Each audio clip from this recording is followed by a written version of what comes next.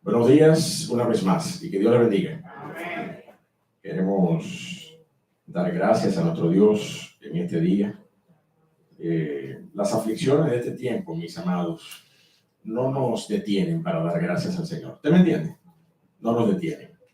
Hay mucho más por lo que dar gracias que por lo que afligirnos.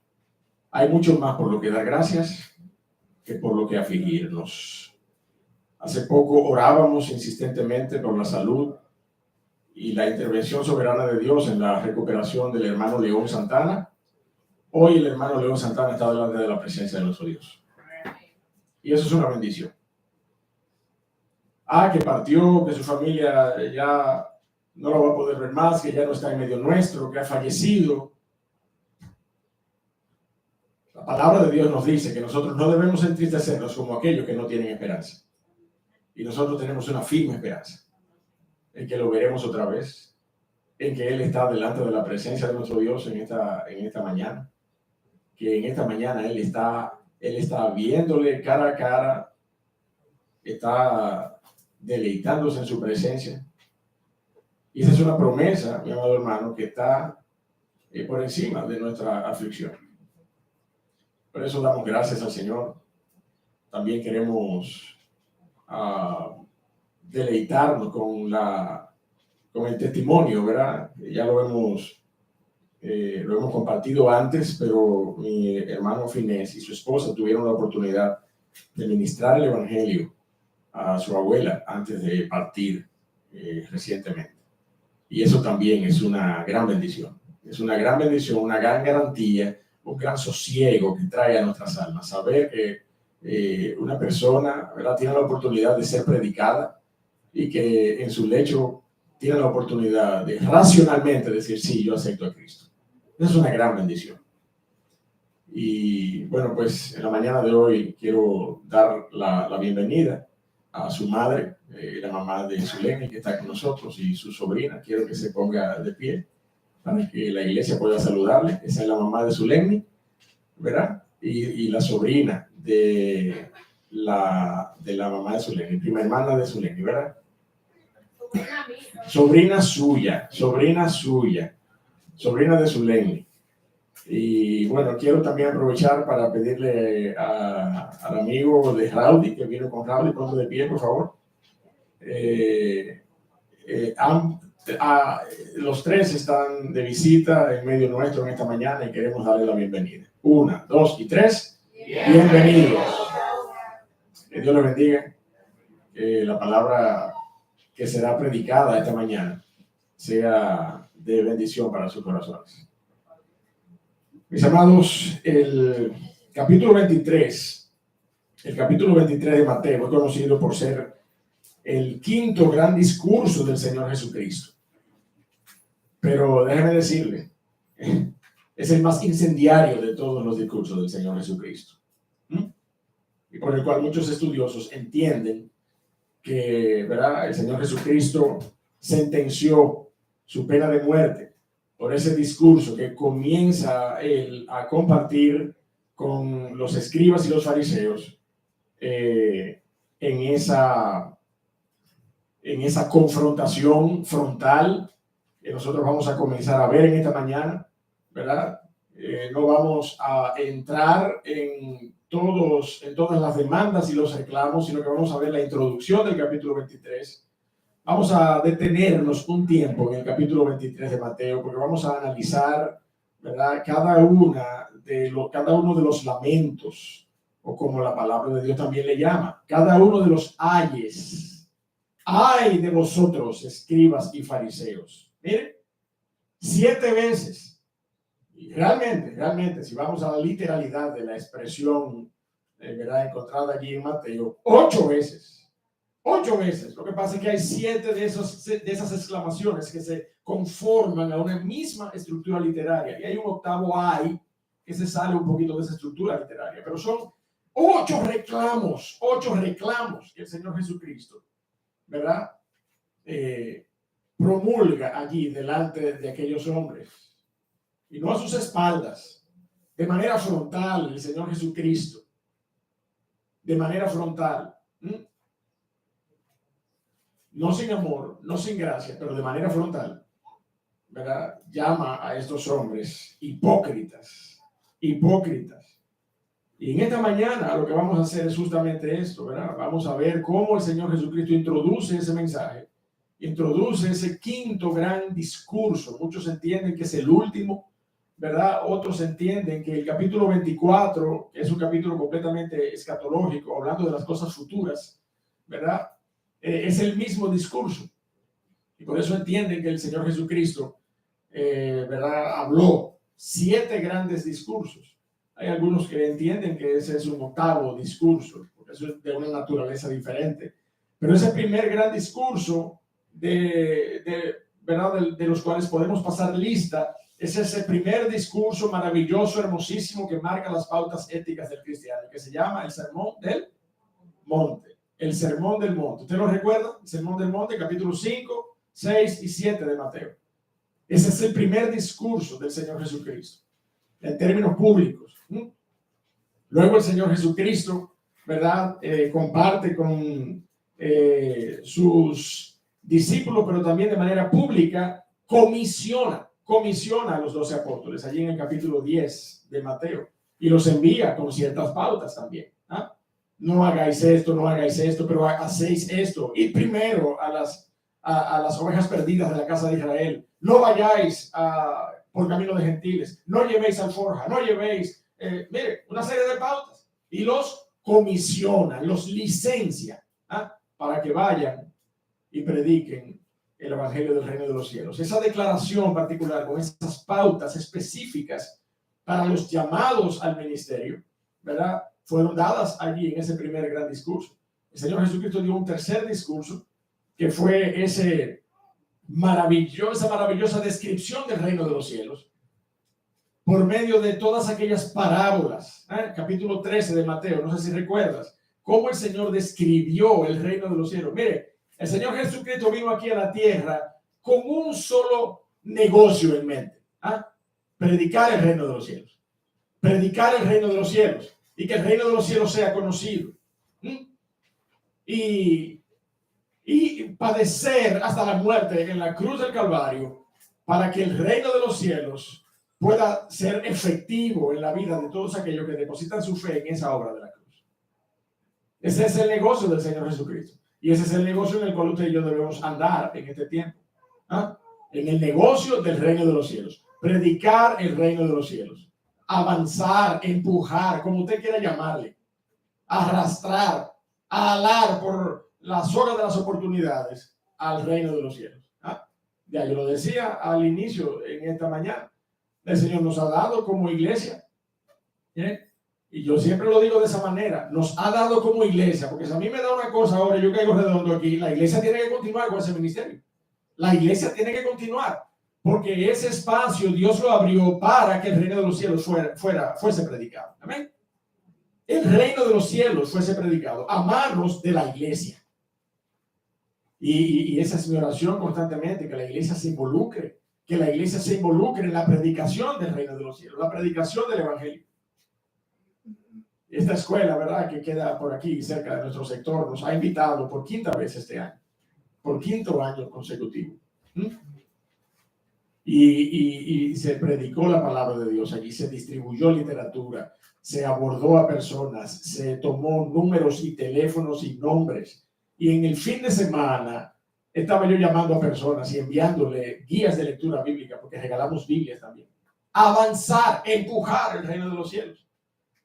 De ese reino de los cielos que el Señor describió detalladamente y tan ricamente allí en el capítulo 13, en ese gran discurso que se entiende que es el tercer gran discurso, el 4º gran discurso del Señor Jesucristo, según la estructura de Mateo, es ese discurso donde el Señor Jesucristo explica la sensibilidad del reino de los cielos y explica la necesidad de que tenemos que ser como niños para entrar en el reino de los cielos. ¿Usted se acuerda de esa porción? Ese es el 4º gran discurso allí en el capítulo 18. Y el 5º gran discurso, de nuevo algunos consideran que el último, es este que tenemos aquí en el capítulo 23, de Mateo.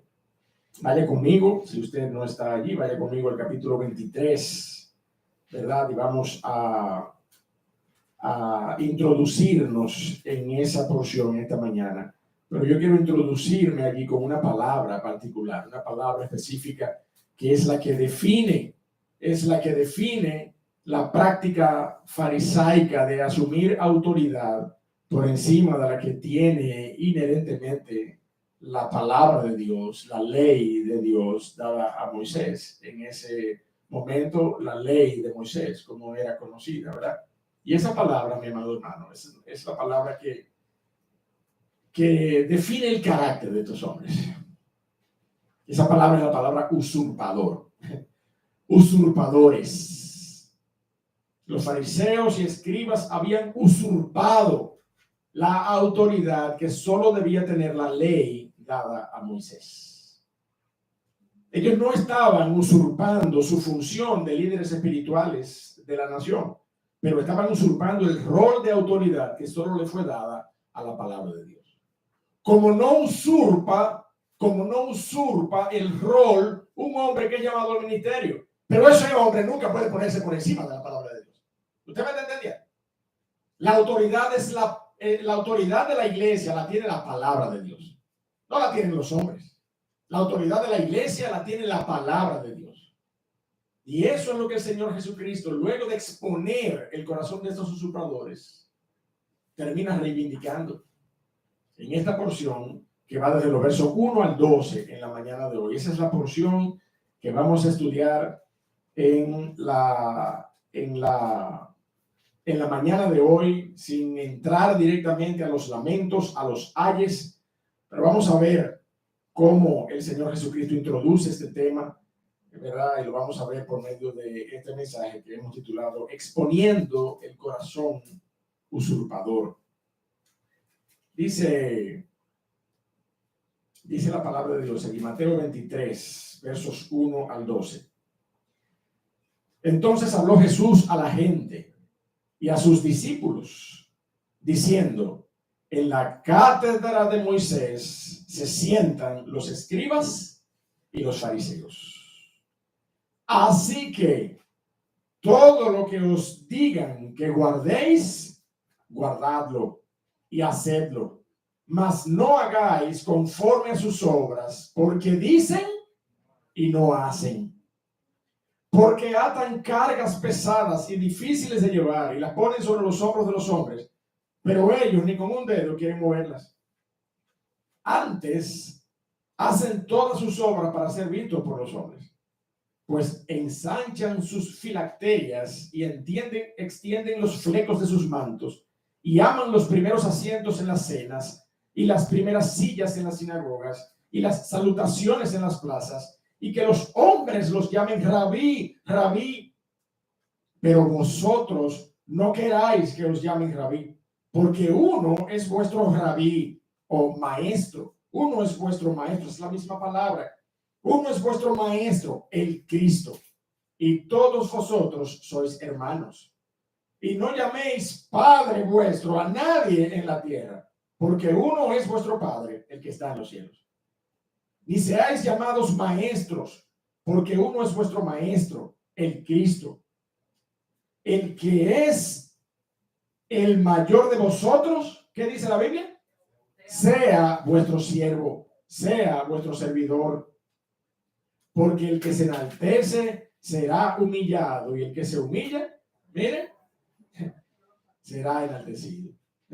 El que se enaltece será humillado, y el que se humilla será enaltecido. Usted y yo vamos a ser capaces de encontrar esa fórmula, esa fórmula contradictoria, porque es literalmente una contradicción lo que nosotros vemos, literalmente, pero espiritualmente es la manera en la que Dios obra. El que se humilla será enaltecido, y el que se enaltece aquí en la tierra, llegará un momento, mi amado hermano, mire, el que no escapará a la humillación que el Dios de los cielos traerá sobre su vida.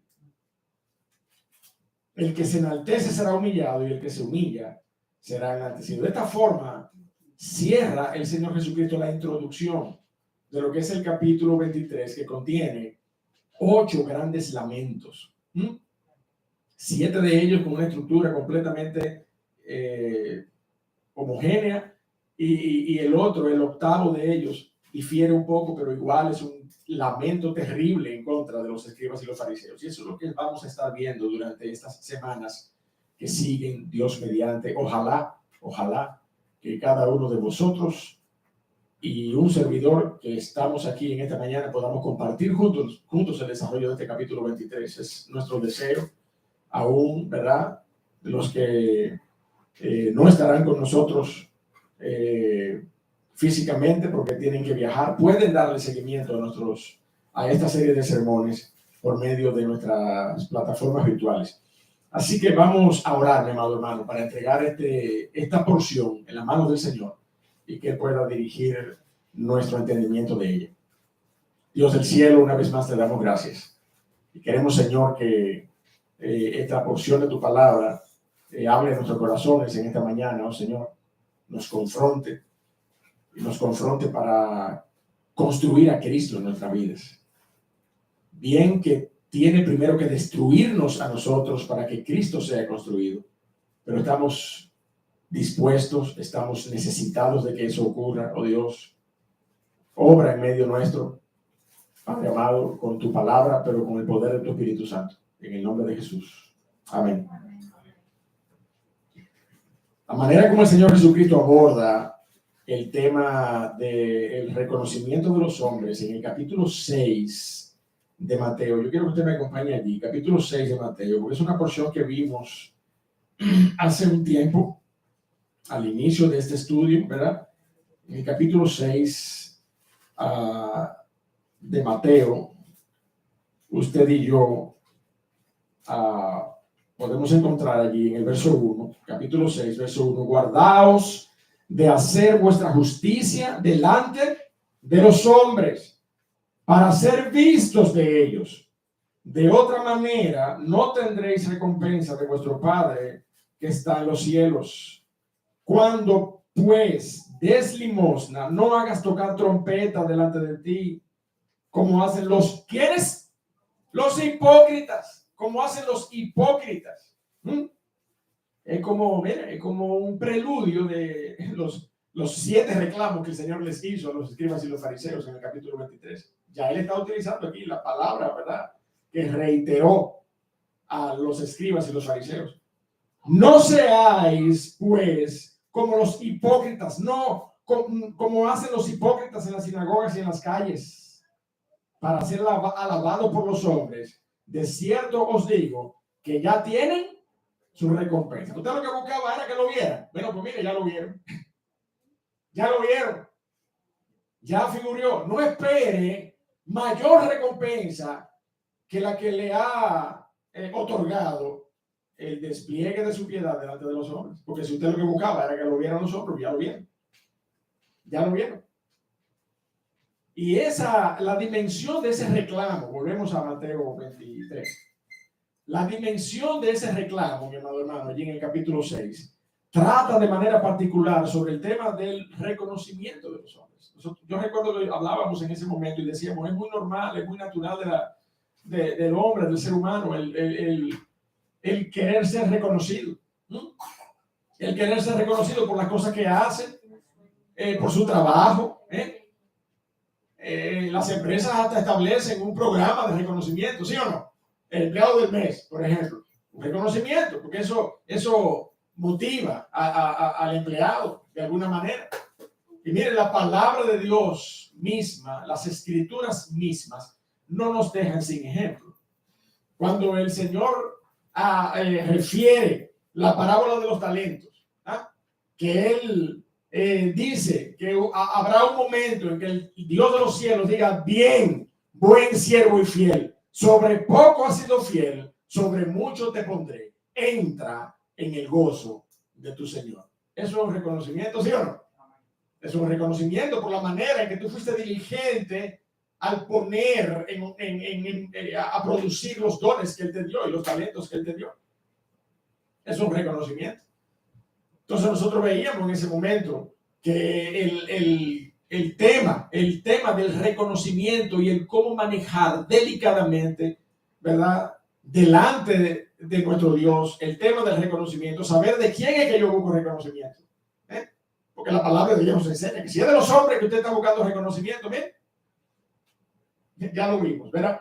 Si es de los hombres que usted está buscando reconocimiento, desde que se lo den, ahí mismo usted puede cerrar el capítulo, pasar cuenta y cerrar ese libro contable, porque ya no hay más débito a su cuenta.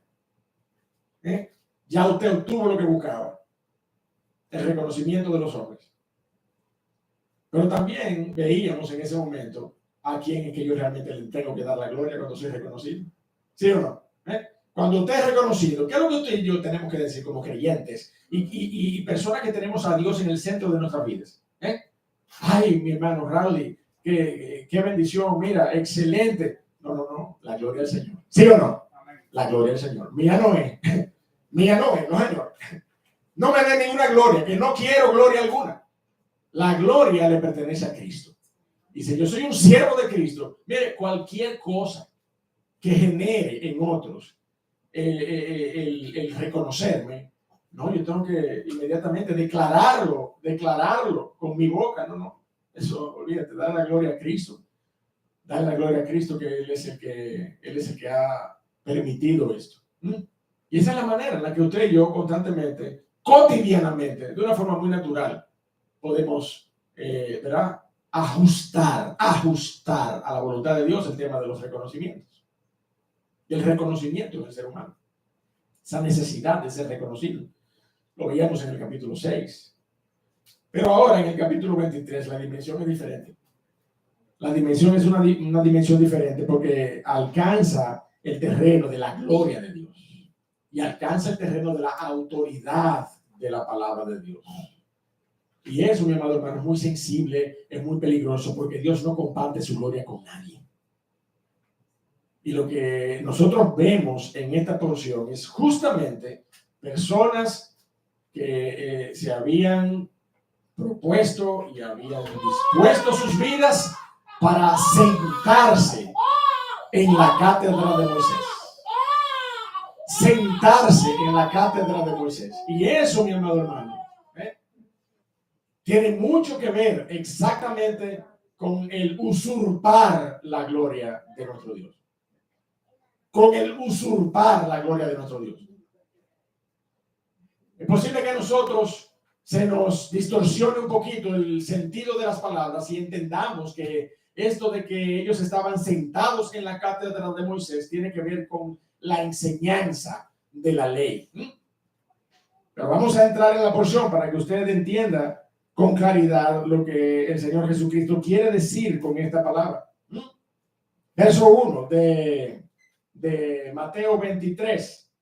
Vamos a ver la exposición del carácter del usurpador. Vamos a ver la exposición del carácter. Dice el verso 1. Entonces habló Jesús a la gente y a sus discípulos diciendo, en la cátedra de Moisés se sientan los escribas y los fariseos. En la cátedra de Moisés. Así que todo lo que os digan que guardéis, guardadlo y hacedlo, mas no hagáis conforme a sus obras, porque ellos dicen y no hacen. Y mire cómo comienza esa porción.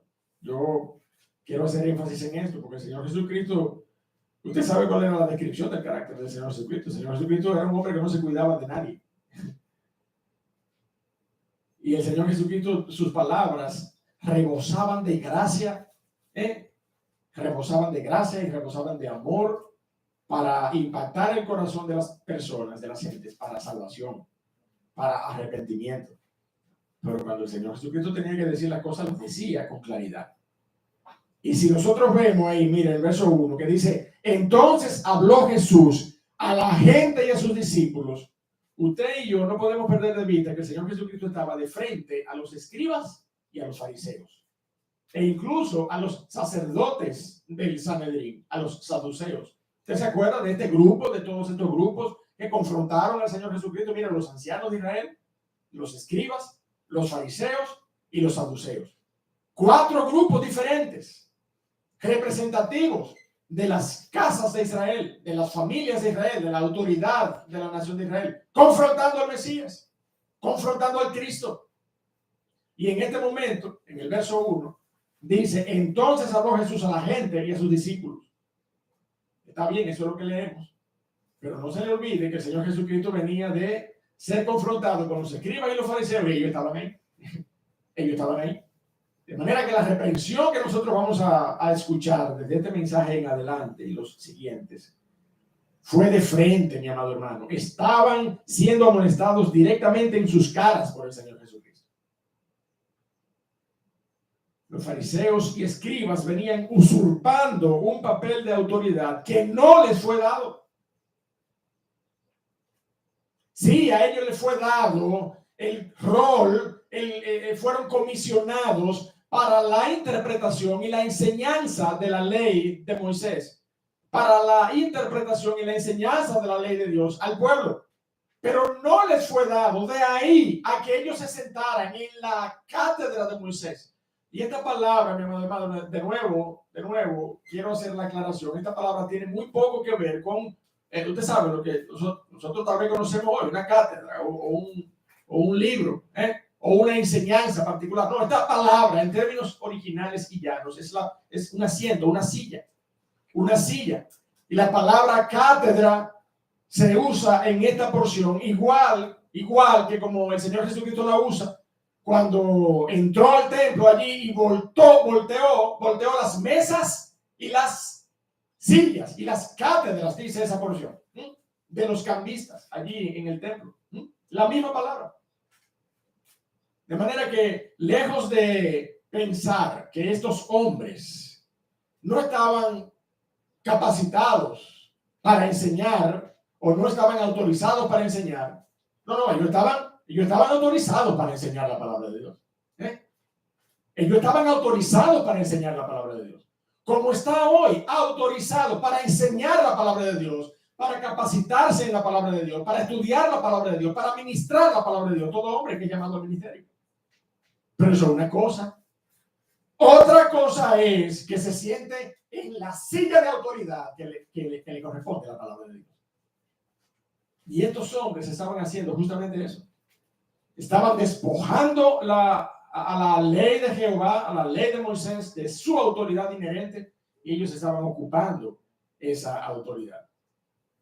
¿Cómo la ocupaban? Miren, torciendo las escrituras, agregándole a las escrituras, sobrecargando las escrituras con preceptos humanos. Es lo que el Señor Jesucristo declara en esta porción. Le añaden y ponen cargas adicionales a lo que Dios ha hablado, que ni ellos mismos pueden cumplir.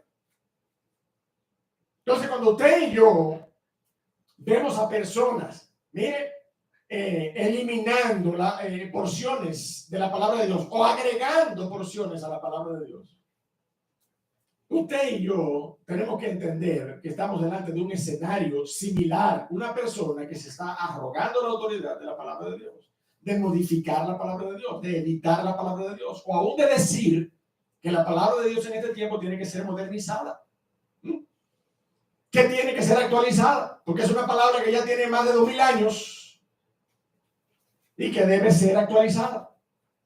Sentándose, mi amado hermano, en la cátedra de Moisés. Es lo que estos hombres estaban haciendo y venían haciendo. El único que no solamente se había sentado ya en la cátedra de Moisés, o sea, que había asumido la autoridad de Moisés, sino que continuaba, mi amado hermano, continuaba enseñando, y aún con mayor superioridad y con mayor autoridad que Moisés, era el propio Señor Jesucristo. De manera, mi hermano, que estos hombres habían usurpado abiertamente esta posición, pero fallaban miserablemente en modelar con la misma humildad y mansedumbre que caracterizó a Moisés en su ministerio. Lamentablemente son personas que están en el negocio equivocado. Reconocen que la vida de piedad distingue a las personas del resto y por tanto anhelan el prestigio de tal distinción, pero a la vez desean satisfacer una necesidad por la cual no pagan el precio de la humillación que esta vida de piedad demanda.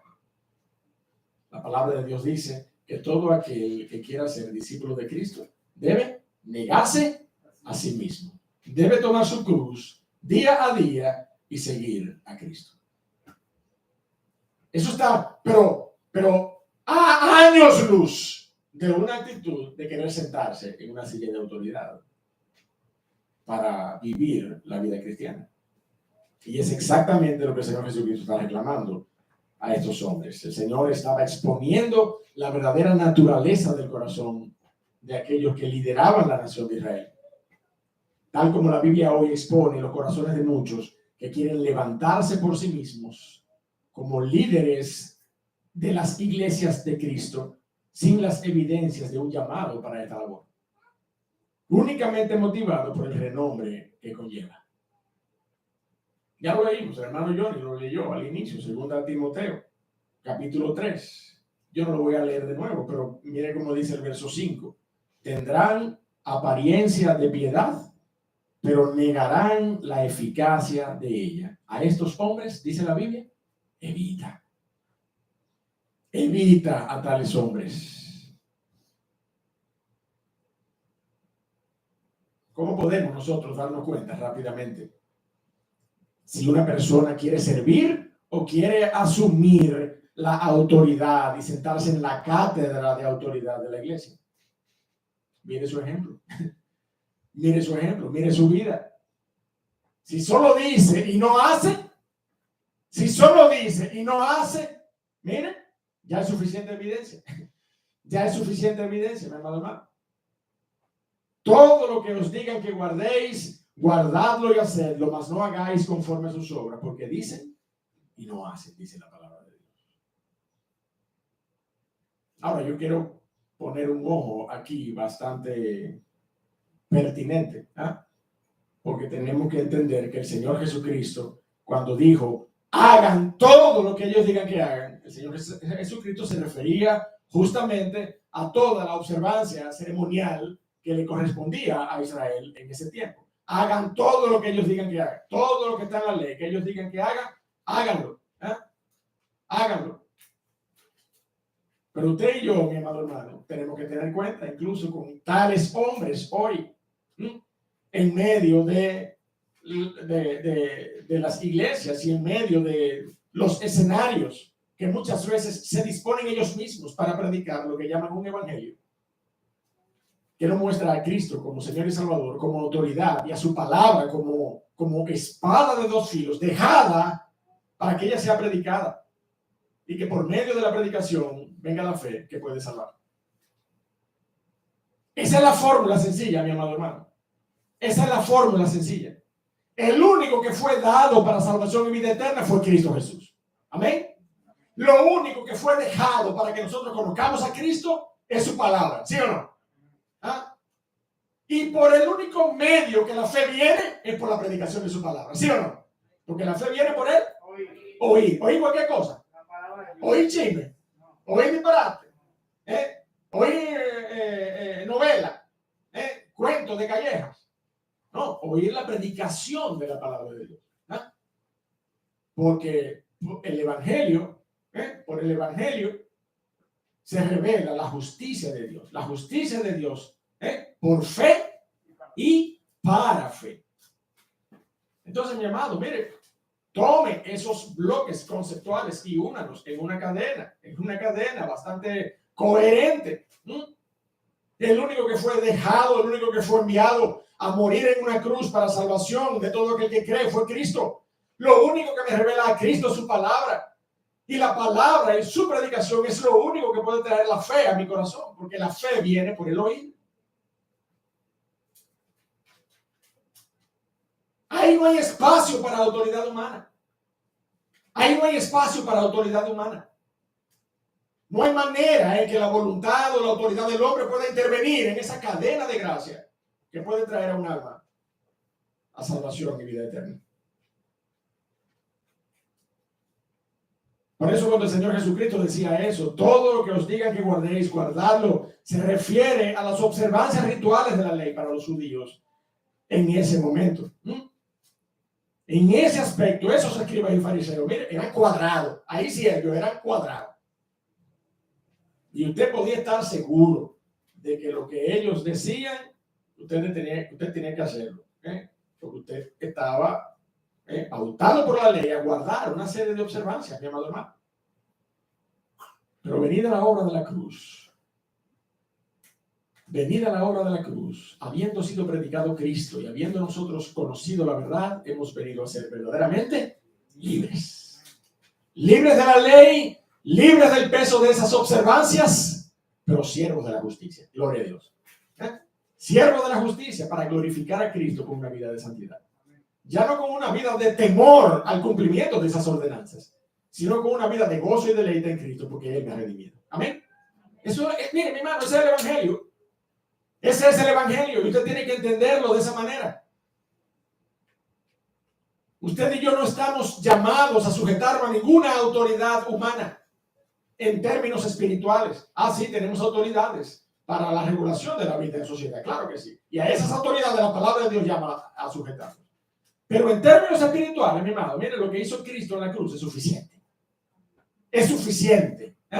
Consumado es, dice la palabra de Dios. Esa obra sin igual que nos da salvación y vida eterna, esa obra en la cruz que despide gracia suficiente desde el madero para la redención de todo aquel que cree. Entonces estos hombres, mi amado hermano, lo que estaban era justamente eso, usurpando la autoridad de lo que había sido establecido hasta ese momento. Lo que la evidencia nos dice hoy es que luego de la obra de la cruz han habido hombres, y de eso se trata la lectura introductoria de esta mañana. Han habido y vendrán hombres amadores de sí mismos con la misma intención de usurpar la autoridad de la gracia de Dios. La misma intención de usurpar, no ya la observancia de la ley, pero sí de usurpar la autoridad de la gracia de Dios para salvación. De manera que nosotros podemos extrapolar la enseñanza del Señor Jesucristo en este contexto de Mateo y aplicarlo en nuestras vidas hoy. Y entender que tenemos que tener el mismo cuidado. Debemos tener el mismo cuidado.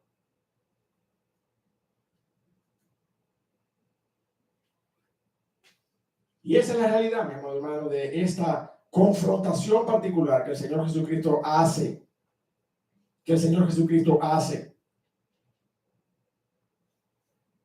Hoy usted y yo tenemos la autoridad pastoral sobre la iglesia.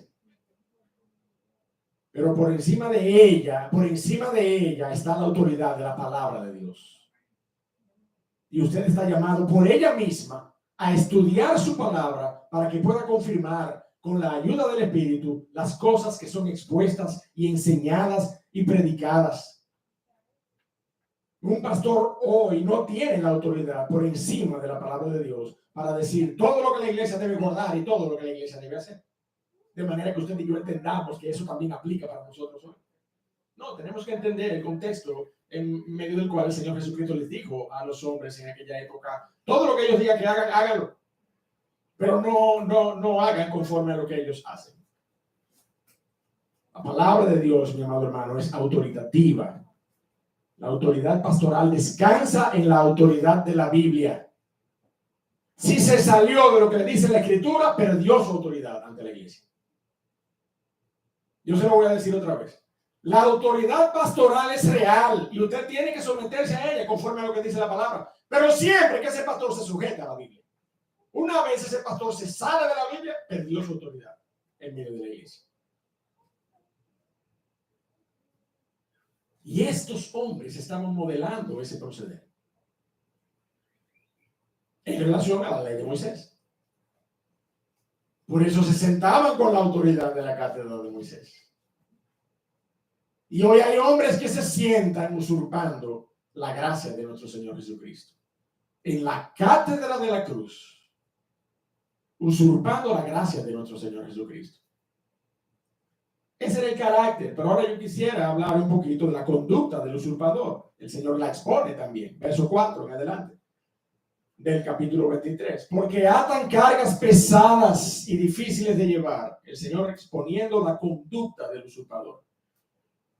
Porque atan cargas pesadas y difíciles de llevar y la ponen sobre los hombros de los hombres. Pero ellos, miren, ni con un dedo quieren moverlas. Antes hacen todas sus obras para ser vistos por los hombres, pues ensanchan sus filacterias y extienden los flecos de sus mantos y aman los primeros asientos de las cenas y las primeras sillas de las sinagogas y las salutaciones en las plazas, y que los hombres lo llamen rabí, rabí.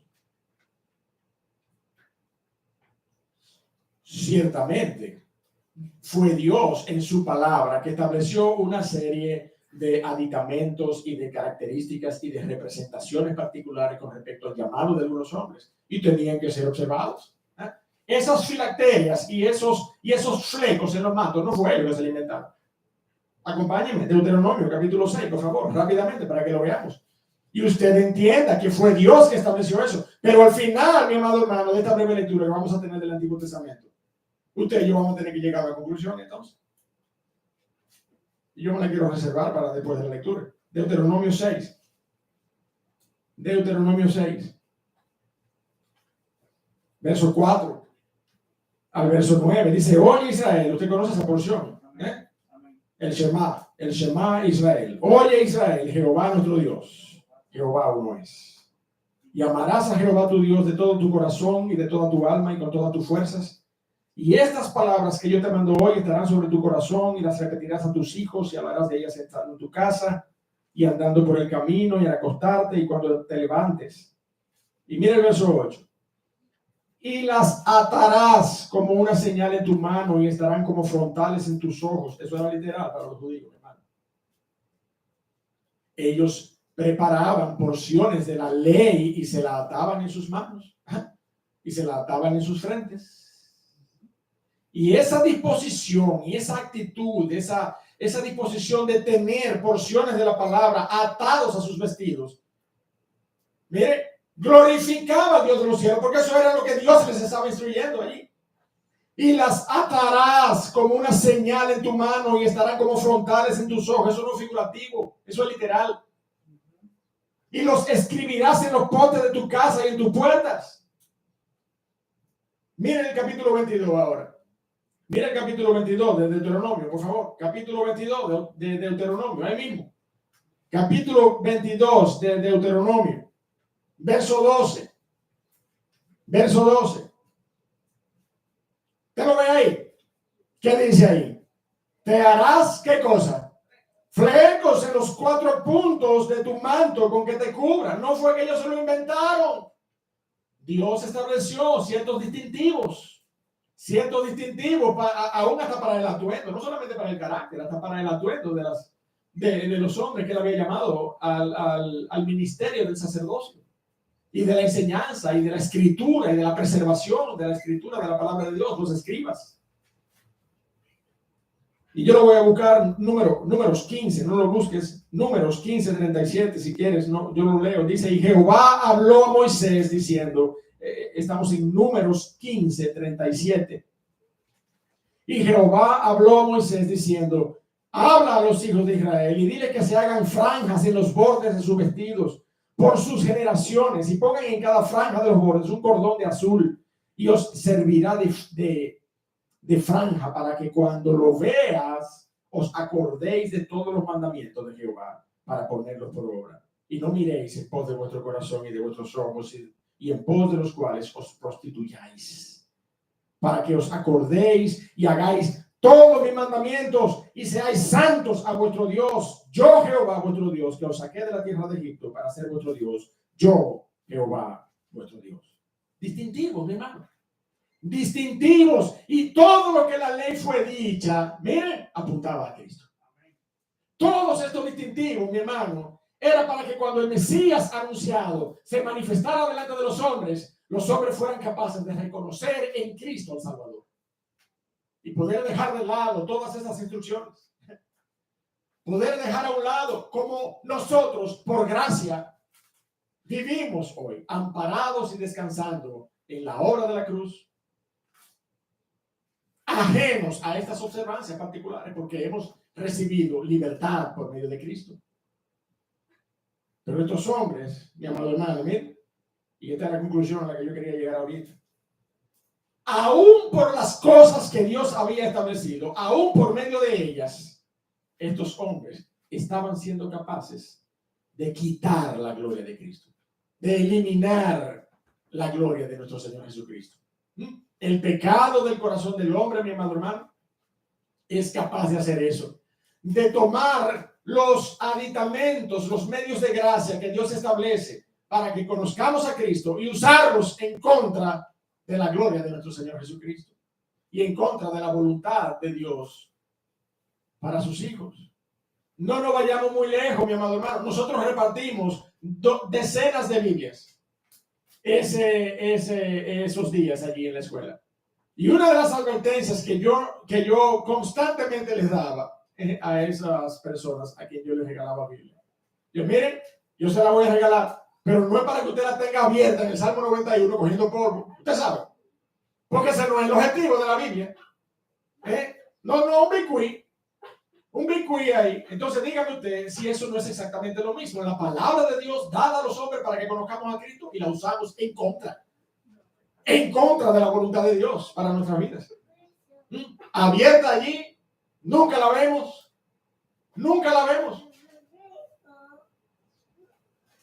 Una Biblia, mira, nuevecita. La evidencia de un verdadero corazón piadoso es una Biblia desflecada. ¿Usted me entiende? No una Biblia nuevecita, ¿no? Es una Biblia desflecada que se esté desgranando ya, que haya que cambiarla cada 6 meses. Esa es la evidencia de un corazón verdaderamente piadoso.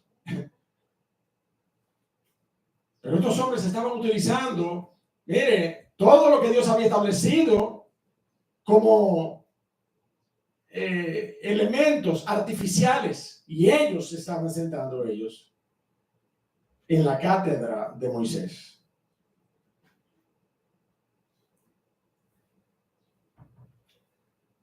Dios había establecido estas cosas, mi amado hermano.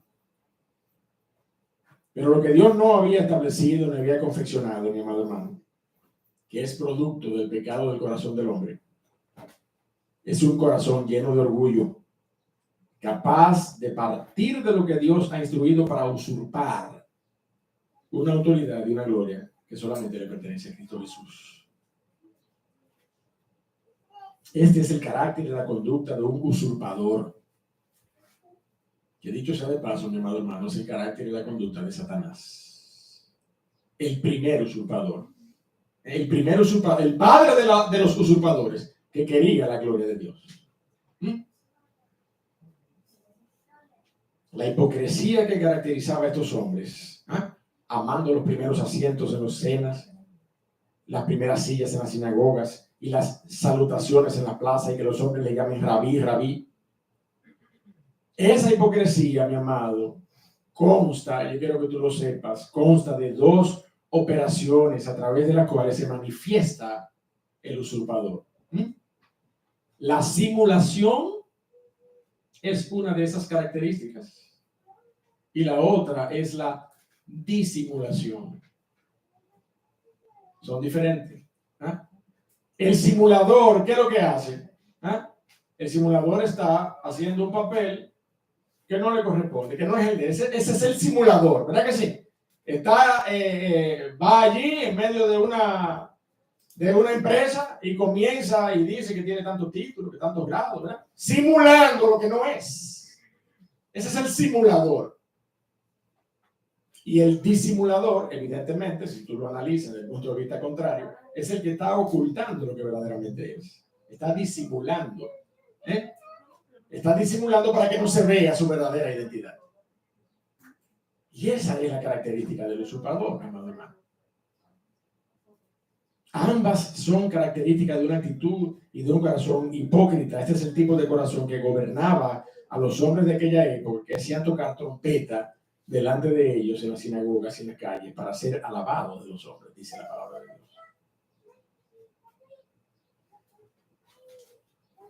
Ahora, eso no quiere decir que no se me sienten aquí en la primera silla, porque yo creo que por eso que a veces se me agrupan todos allá atrás y no quieren venir a sentarse aquí.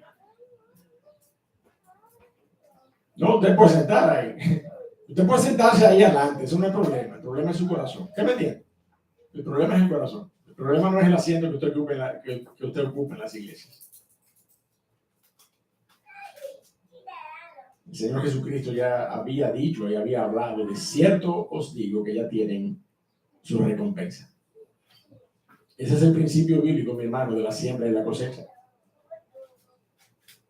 Todo lo que el hombre sembrare, eso también segará. El hombre quiere la alabanza de los hombres.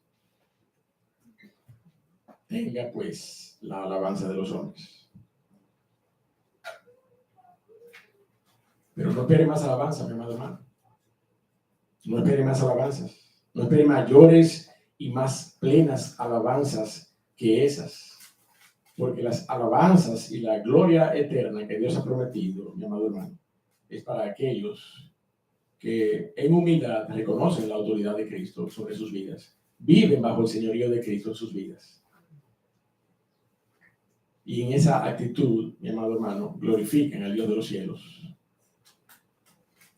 Por eso el Señor Jesucristo termina reivindicando la cátedra de Moisés. El Señor Jesucristo expone el carácter de los usurpadores, expone la conducta de los usurpadores y al final reivindica la autoridad de la palabra de Dios, de la ley de Moisés, pero también reivindica la autoridad de su persona. Dice el verso 8, Mateo 23, pero vosotros no queráis que os llamen rabí, porque uno es vuestro maestro, el Cristo, y todos vosotros sois hermanos en Cristo. Eso es lo que dice ahí. Y no llaméis Padre vuestro a nadie en la tierra, porque uno es vuestro Padre, el que está en los cielos. Ni seáis llamados maestros, porque uno es vuestro maestro, el Cristo. El que es el mayor de vosotros sea vuestro siervo, porque el que se enaltece será humillado y el que se humilla será enaltecido. Mi amado, el Señor realmente lo que está haciendo en este momento delante de los escribas y fariseos, mi amado, es recuperando el derecho de autor, no solamente el derecho de autor, sino los royalties que le corresponden a la cátedra de Moisés. Estos hombres habían usurpado la cátedra de Moisés y el Señor Jesucristo estaba reivindicando la autoridad de la palabra de Dios. Y lo hace estableciendo pautas restrictivas con respecto a la autoridad, que por cuanto es dada, lo sabio es no apropiarse de ella en ningún contexto, mi amado hermano. En ningún contexto de la vida de piedad y por extensión o por aplicación en la vida de la iglesia. Y esas pautas son esas tres que vemos ahí. No queráis que otros te llamen maestro. Eso es lo que el Señor está diciendo. No busquen, no anhelen, no persigan que les llamen maestro. Y aun que les reconozcan como maestros, solo uno es nuestro maestro, el Cristo, y todos nosotros somos hermanos en Cristo por medio de la fe. No seamos llamados maestros, ni nosotros mismos nos llamemos de tal manera. Una reiteración que hace el Señor Jesucristo en el verso 10. Pero dice el verso 3, mi amado hermano, no llaméis padre a nadie en la tierra. En el sentido doctrinal, en el sentido espiritual, claro está. Mi padre es mi padre. Y a papá yo le digo mi padre, es mi padre. Pero en el sentido espiritual estoy hablando, mi amado hermano. Mire, por más pesada que sea la sotana de un hombre, usted no puede llamarle padre a esa persona. ¿Usted me está entendiendo lo que yo quiero decir? Porque en sentido espiritual, padre uno solo, el que está en los cielos. Así que si usted quiere brindarle el respeto protocolar que un sacerdote católico como persona se merece, porque es una persona, es un ser humano, y por tanto, yo merezco, él se merece mi respeto como persona, como persona, como persona. Perdóneme la comparación, lejos esté mi corazón de vincular ambas cosas. Pero es lo mismo que un homosexual. Yo lo respeto como persona que él es. Yo no lo tengo que respetar por lo que él ha clamado para sí en su estilo de vida. No, yo lo respeto, es más, yo lo respeto más de lo que él se respeta a él mismo. Como persona. Como persona. Entonces, usted tiene la oportunidad de saludar y de ser presentado, introducido como un sacerdote. Bueno, mucho gusto, ¿cómo no? Usted no tiene que llamarle padre a nadie aquí en la tierra, dice la palabra de Dios. A nadie. Padre, solamente hay uno. Y dice la palabra de Dios que está en los cielos, que está en su trono y que gobierna soberanamente desde su trono. Dice la palabra de Dios.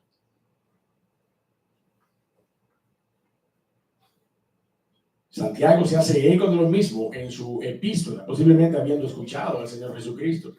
Dice en Santiago 3:1, hermanos míos, no os hagáis maestros muchos de vosotros, sabiendo que recibiremos mayor condenación. Dejemos que sea, mi amado hermano, el llamamiento de Dios sobre nuestras vidas el que nos califique para la enseñanza de su palabra. Y cuando esto ocurra, ya no habrá necesidad de llamarnos maestros, ni de que nos llamen maestros, porque la evidencia de su llamado será suficiente.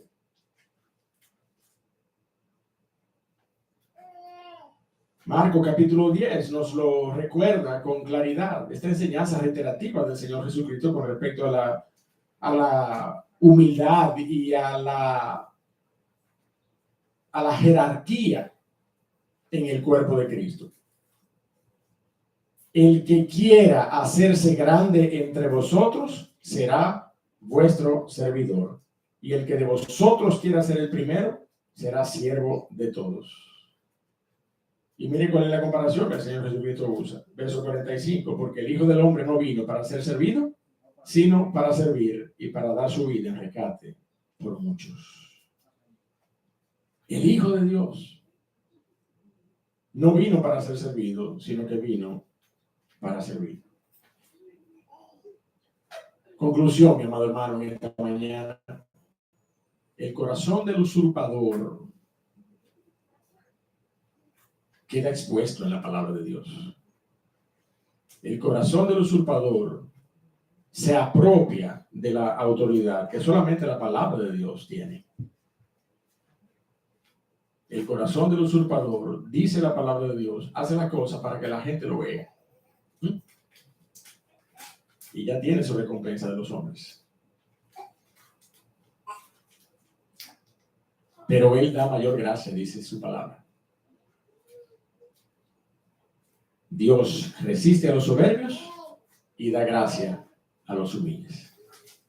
Por eso es que el Señor Jesucristo establece esa pauta maravillosa, de la cual también Santiago replica esa misma declaración. Humillaos delante de Dios y Él os exaltará.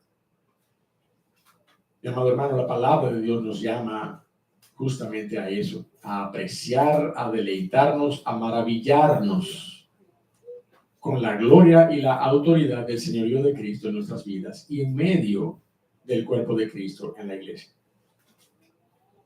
A permitir que sean sus criterios para la autoridad en medio de la iglesia el que prime, porque cuando nosotros respetamos al que establece la autoridad, nosotros estamos exaltando al Creador. Es por algo que la palabra de Dios dice: el que resiste a la autoridad, a Dios resiste y acarrea condenación para sí mismo, dice la palabra. De manera, mi hermano, que antes de nosotros entrar al detalle de todos estos lamentos y todos estos ayes que el Señor Jesucristo declara contra los escribas y los fariseos, aquellos que usurpaban la autoridad de la palabra de Dios, hemos querido, ¿verdad?, ponernos en contexto con esta introducción particular donde el Señor Jesucristo expone el carácter, expone la conducta y reivindica la autoridad de su palabra. Pero yo quiero que tú entiendas, si tú estás aquí en esta mañana y estas cosas son nuevas para ti, si tú estás aquí en esta mañana y tú a lo mejor desconocías que la palabra de Dios llamaba la atención acerca de llamar padre a alguien aquí en la tierra, a lo mejor tu entendimiento de estas cosas descansaba en una mala percepción. Bueno, eso es la iglesia evangélica que no reconoce la autoridad de los sacerdotes de la religión de este mundo. No. La palabra de Dios es la que nos advierte acerca de reconocer autoridad en aquel que no la tiene. Porque cuando lo hacemos, le estamos restando gloria a nuestro Señor Jesucristo. Solamente uno es Padre nuestro y está en los cielos. Solamente uno es Maestro y ese es nuestro Señor Jesucristo. Si tú no conoces a ese Cristo como Señor y Salvador, si tú no conoces a ese Cristo como Señor y Salvador, es imposible que tú lo vayas a tener como Maestro. Por eso yo te animo en esta mañana a que tú reflexiones sobre estas verdades. A que tú entiendas que ese maestro fue enviado para eso. Fue enviado para morir en una cruz. Fue enviado para derramar su sangre y con ella justificarte delante del Padre. Y en el momento en que tú confiesas, crees y confiesas, en ese momento dice la palabra de Dios que te es otorgado el Espíritu de gracia. Y ese Espíritu Santo es el que te ayuda a vivir una vida reconociendo su gloria, reconociendo su grandeza, reconociendo su señorío sobre tu vida. Y al mismo tiempo, despreciando con autoridad, la autoridad que te da la palabra de Dios, todo intento de los hombres de sentarse en la cátedra de la gracia. Solamente Cristo Jesús, solamente Cristo Jesús, solamente su gracia, solamente por la fe. Amén. Padre, Dios del cielo, te damos gracias en esta mañana. Reconocemos tu autoridad y la de nadie más. Reconocemos tu autoridad, oh Dios del cielo. Pero también reconocemos que has dejado tu palabra. Oh Señor, has dejado tu palabra.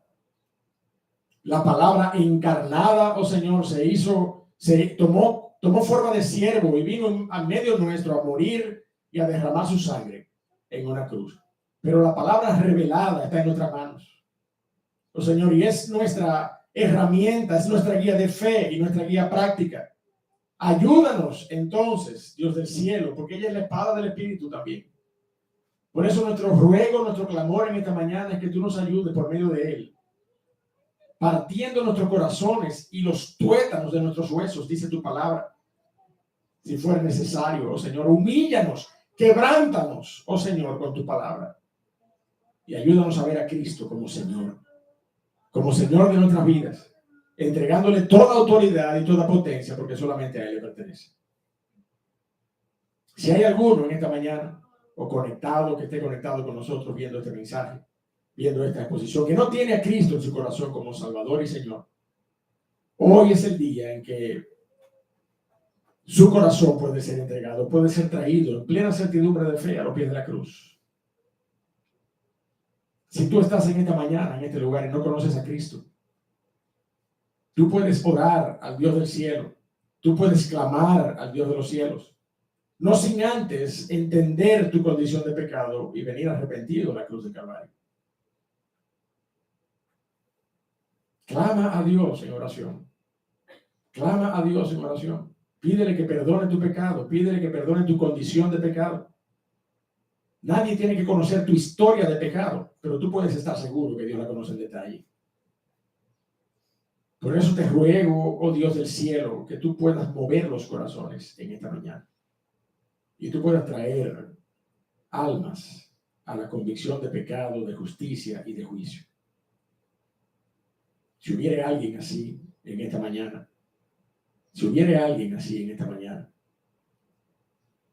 todos orando con la cabeza baja, yo quisiera simplemente, que tú me levantes tu mano y la bajes inmediatamente para yo orar por ti.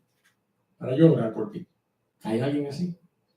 ¿Hay alguien en este lugar, en esta mañana, que quiera decir al Dios del cielo, a nadie, a ninguna persona que se quiera sentar en la cátedra de la gracia, a nadie, entre tú y Dios? ¿Hay alguien que quiera en este momento decir, Señor, yo soy pecador, yo necesito de Cristo? Ven a morar a mi corazón. Yo necesito que tú seas mi Señor y mi Salvador. ¿Hay alguien así en esta mañana? Dios y Padre, gracias por tu palabra, Señor y Dios del cielo. Gracias por tomarnos de la mano por medio de tu Espíritu y mostrarnos, oh Señor, tu palabra, pero también hacernos suficientes entendedores de ella como para ponerla por obra.